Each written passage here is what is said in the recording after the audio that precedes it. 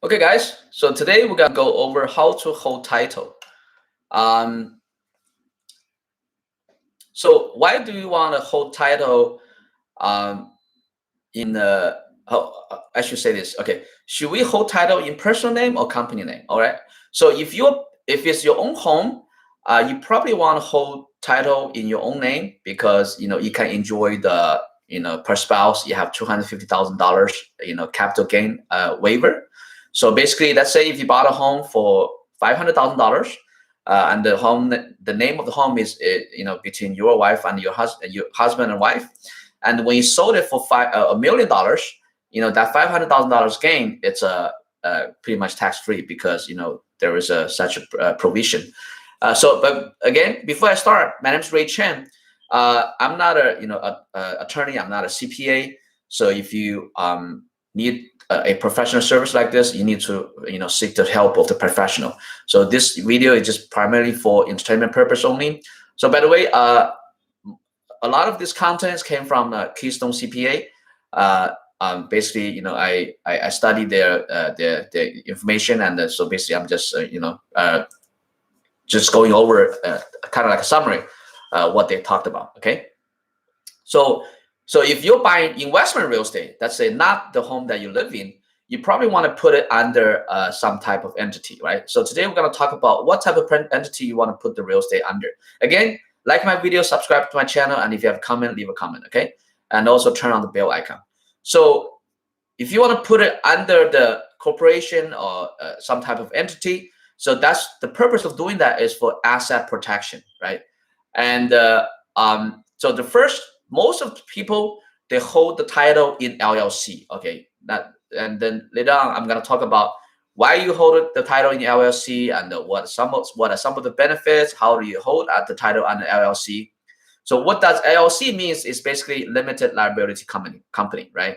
And the reason you want to hold the title in LLC is because it's flexible and it's easy to transfer title in and out to personal name to refinance, because when you refinance, you may want to put the title under personal name. And also the reason you want to put it under LLC because it's a flow through entity, right? What I mean by flow through is that you only taxed once. For example, if the home is under LLC, whatever money you make from the LLC from that real estate is only taxed once on your personal base. But versus, let's say if you put your title under a C corporation, so once you make money, not only the C corporation you have to pay taxes, your personal you have to pay taxes too. Okay, so that's one of the benefits. Next is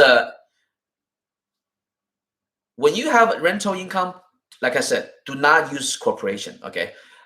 Because like I said earlier, C corporation requires you to pay tax twice, okay? And real estate, if planned correctly, will have losses, and you do not want the losses to be trapped in C corporation. That's another reason, okay?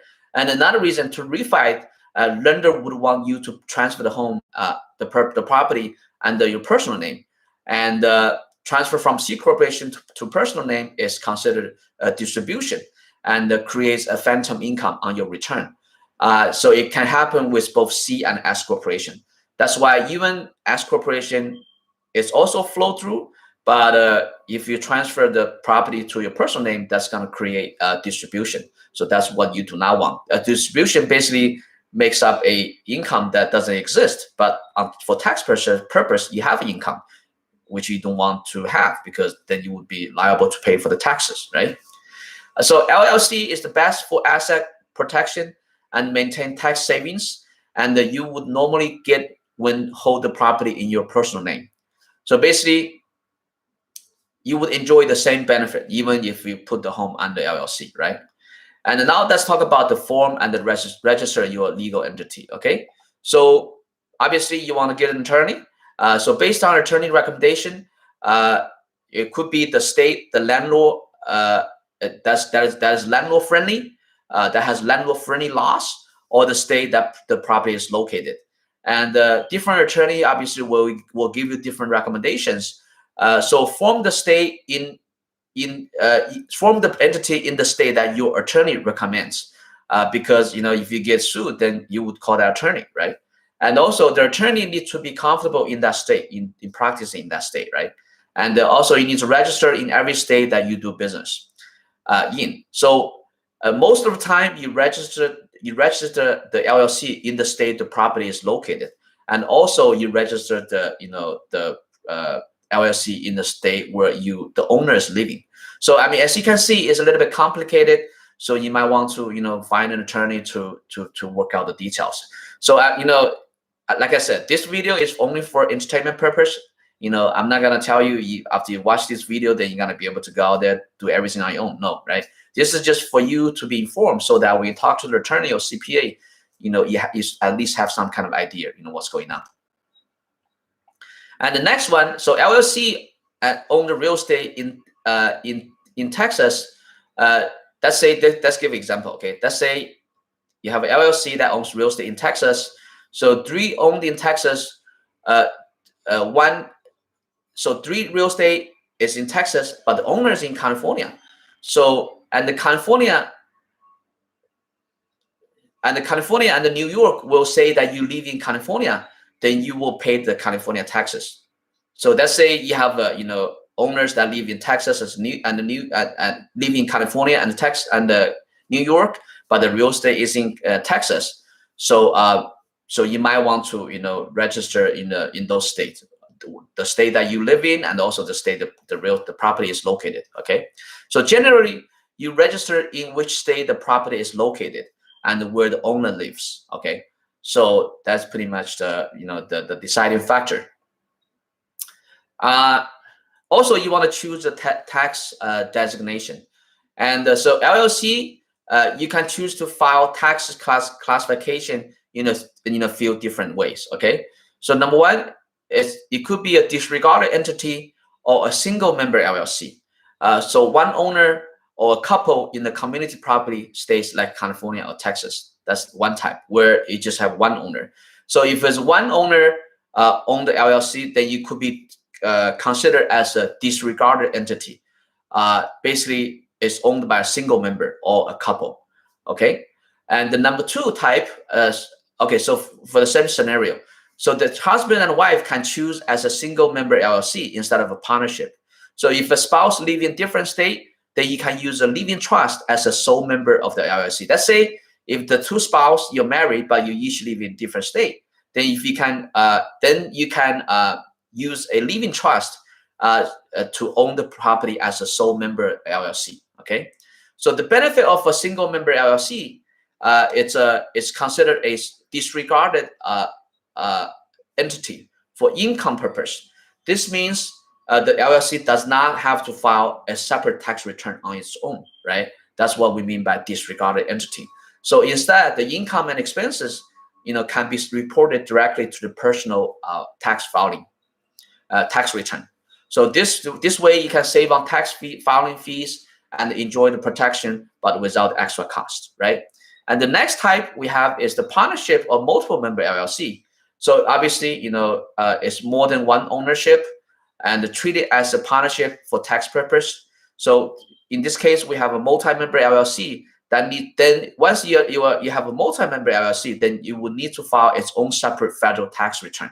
And obviously, it's extra compliance cost without the extra benefit. So if it's just a single member LLC, then you just need to you only need to file the tax for the person, the owner, not the LLC, right? So if it's married and the married couple owns the LLC through joint living trust, even if you are in a separate property state, you can still be considered as a disregarded entity.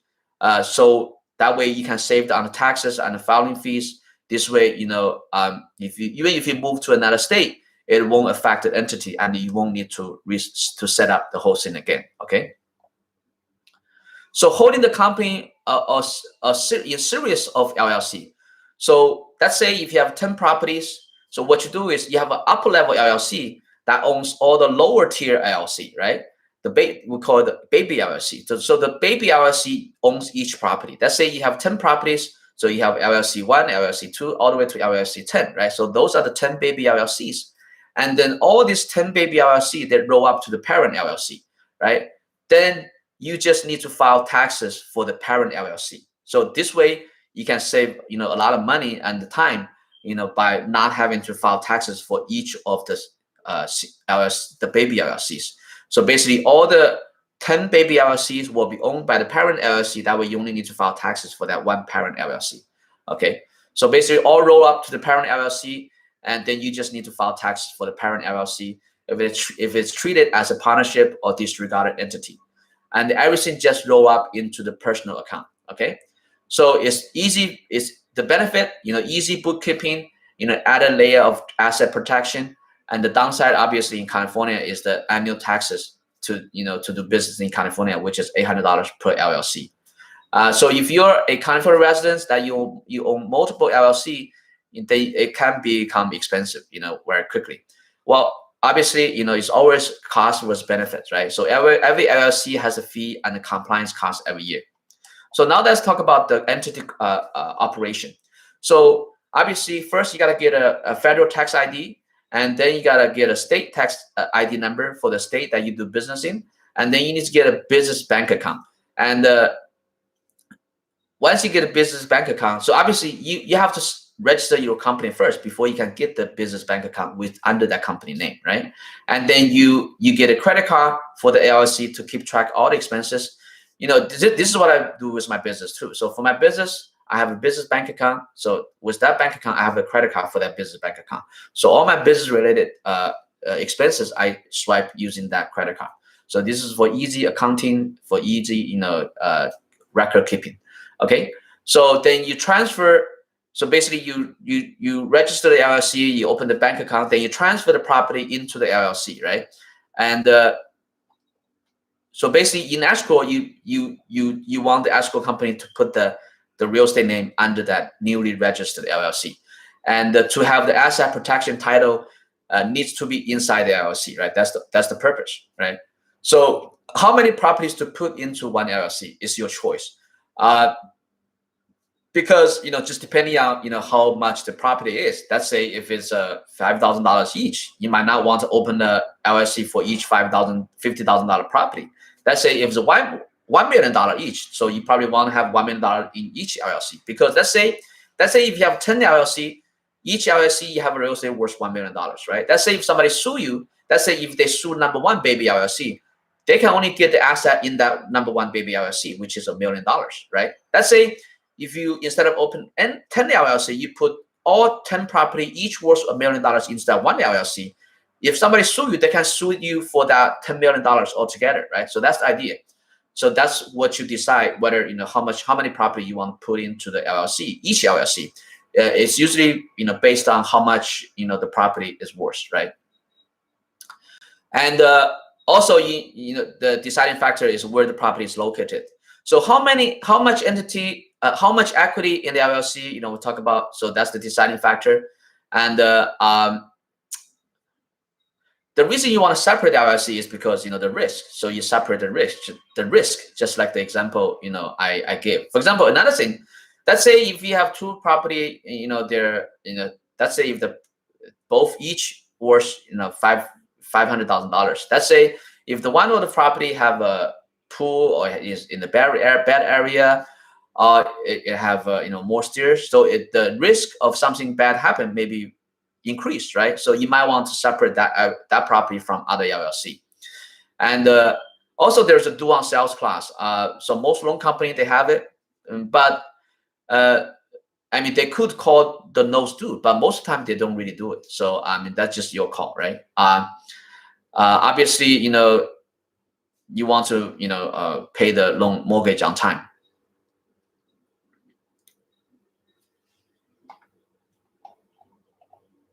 So the whole idea of forming the LLC is to put the real estate into the LLC, right? Let's say if your real estate is not in the LLC, then why do you form it? So if you form the LLC, then you have to put the title of the home under the LLC, okay? So now that's the next one we talk about. The next topic is operating the entity. So make sure all future contracts and agreements signed on behalf of the LLC and the rental income and expenses all into the LLC bank account. And also if no money inside the new LLC, then you can make the member contribution. For example, let's say if I'm buying right now I'm actually buying a mobile home park. So basically I'm gonna register the LLC. Then I'm gonna put the money from my personal account into the LLC, and then I'm gonna pay for the mobile home park from the LLC bank account. Okay, that's how you do it. Okay, so put money into your LLC first, then you pay for the property or the expenses from the LLC. So when you take money out of the investment and spend it, it's called a distribution. Basically, you transfer money from the LLC account to the personal account. Okay, so it is not commingling because you are not using the LLC money to directly pay for the personal use, such as a haircut. So basically, let's say if your LLC is generating a lot of money, income, your property is generating a lot of income. If you want to use it for personal use, you want to take it out from the bank account, the LLC bank account, into your personal bank account before using it. You just don't want to use it. You don't want to pay for the your haircut just directly from the LLC credit card. Okay.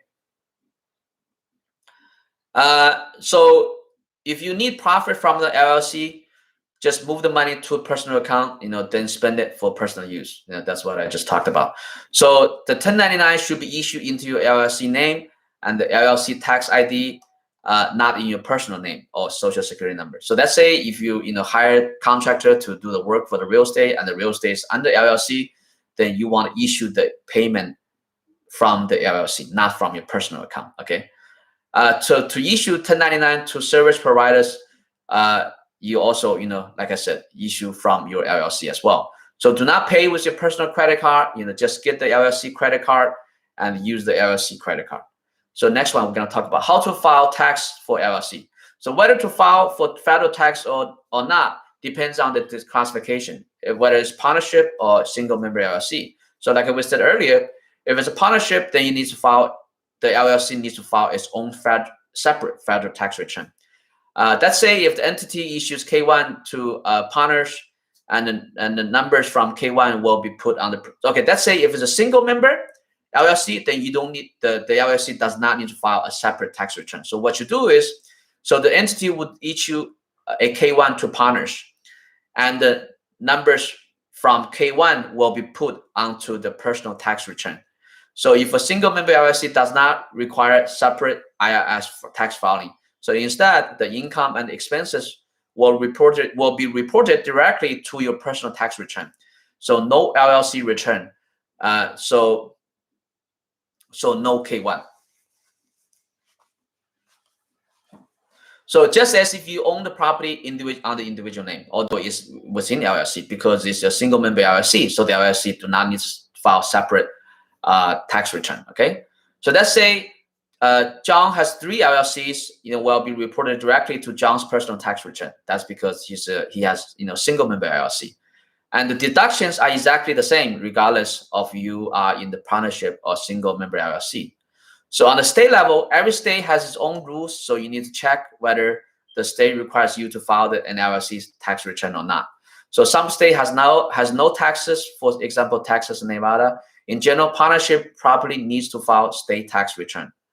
So most states do not require a single member LLC to file separate tax return for the LLC. So some state will require a single member LLC to file LLC tax returns, such as California, and pay $800 per year. Also Tennessee and Kentucky.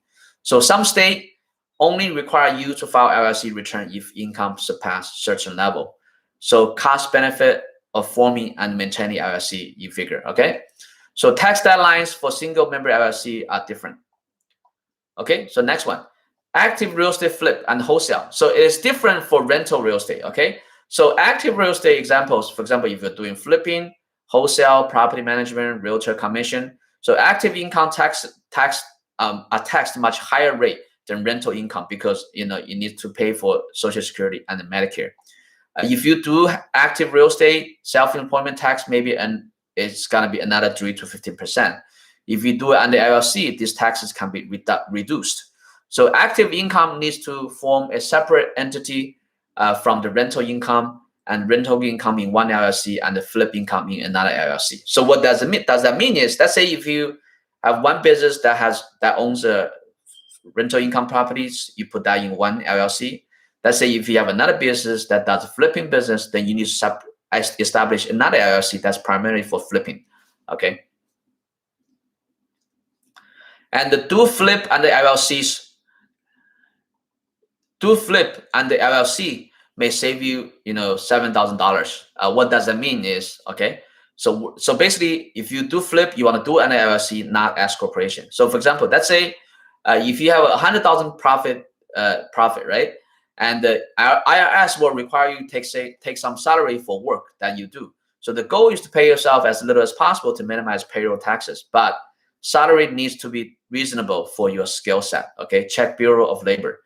So example, let's say you get $100,000 income and you pay yourself a 50,000, salary, and another 50,000 as distribution to avoid the self-employment payroll tax. So to save 3 to 50%, which is $7,000. Okay, the higher your active real estate profit, the higher of the tax savings. Okay, so if you do not make much money flipping in the beginning, you can treat it as a disregarded entity or S corporation if it starts to make money. So if you do make a lot of money, make sure to pay yourself reasonably before the end of the year. You cannot do payroll, past the year. So myth, rental income needs to pay self-employment tax. Wrong, you don't need to. Even if you are a real estate professional for tax purpose, your rental income do not need to pay for, self-employment tax. Rental income always free from Social Security and the payroll taxes. So myth number 2, another myth. So if you BRRRR, what does BRRRR mean? So buy, repair, remodel, buy, remodel, refinance, rent, and repeat, right? So you buy, you remodel, you rent, refinance, and repeat. So BRRRR properties should be held in a rental property LLC. Should not be a flip, because when you BRRRR, you rent it, and you flip, you sell it, right? So the downside of active and the flip income. The flip income is not eligible for 1031 exchange. So let's say if you're doing a flip, it's not eligible for 1031 exchange, okay? And also flip cannot do depreciation because you no longer own the property. So how to reduce tax, for flip and active real estate? Just turn a flip into a rental property, right? The BRRRR and the flip is very similar.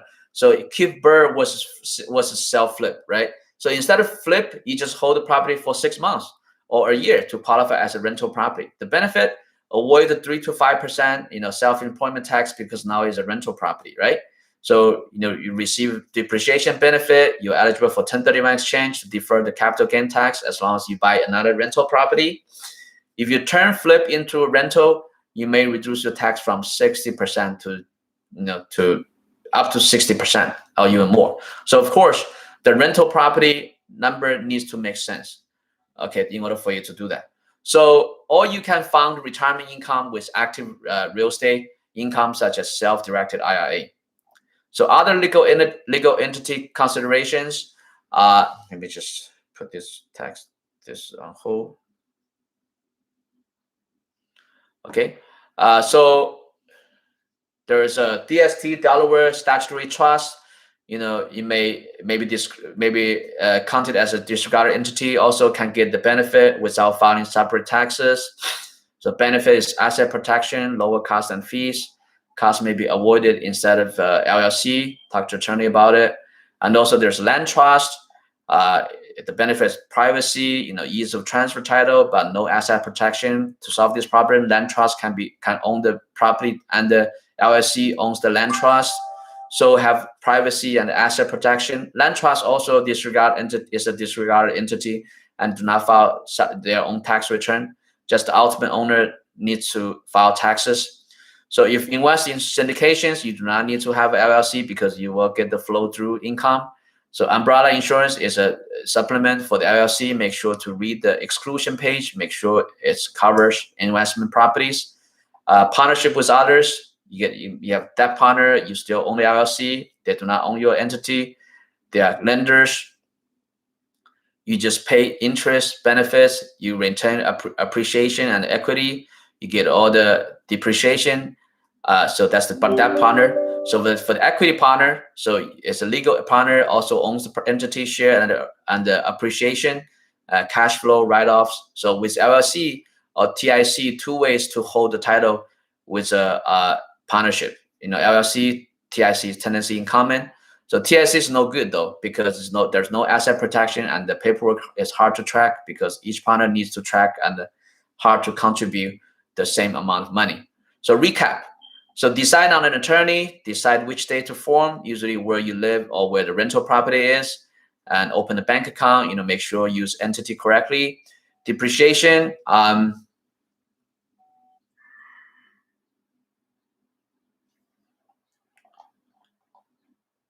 Cost segregation.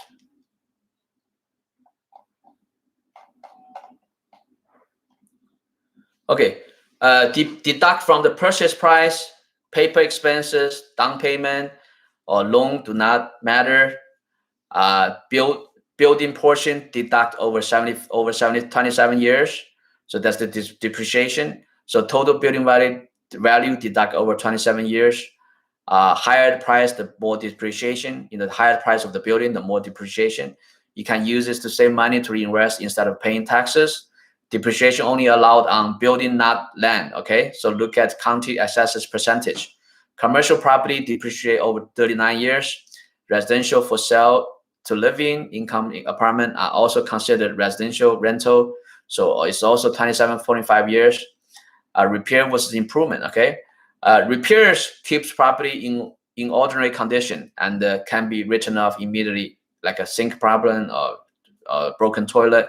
Improvement cost needs to be depreciated over in a few years. Example, remodel the whole bathroom or kitchen. Okay, turnover cost versus make ready improvement. Turnover cost, tenants move out. If remodeled, cost can be written off immediately the same year. Make ready improvement, but you bought an empty property and you remodel it. That's the difference. Okay, so exception can be deducted right away. Okay, so de minimis election, 2,500 or less. Routine maintenance, for example, replace carpet. Small taxpayer safe harbor, less than $1 million in property value and spend less than $10,000. Track remodeling costs by category so you can deduct earlier. If bought a remodel home, can get improvement cost from seller, and you can deduct improvement from your purchase price.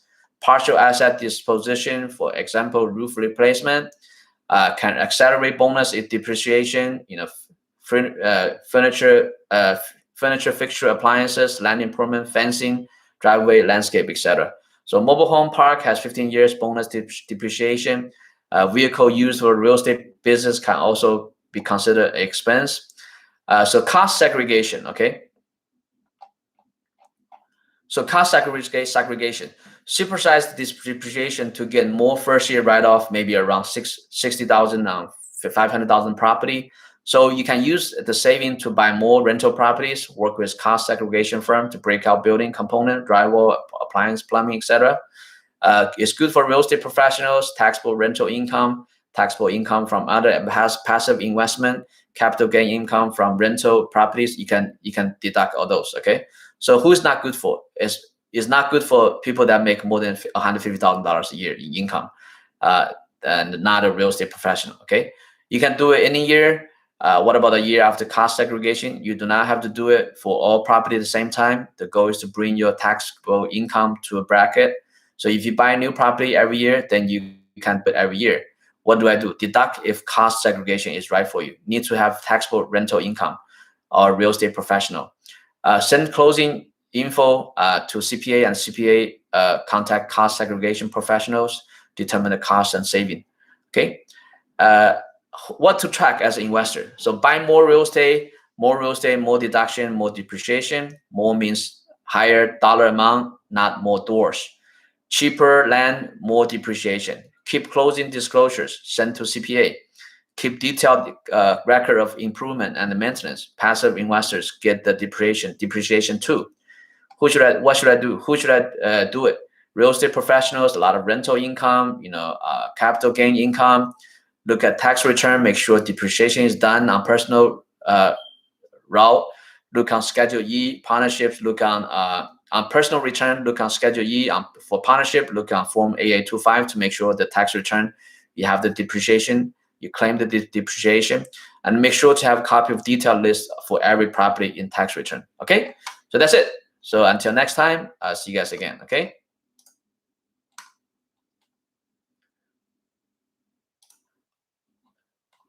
Oh, I forgot. Like my video, subscribe to my channel, and click on the bell icon and leave a comment. Okay.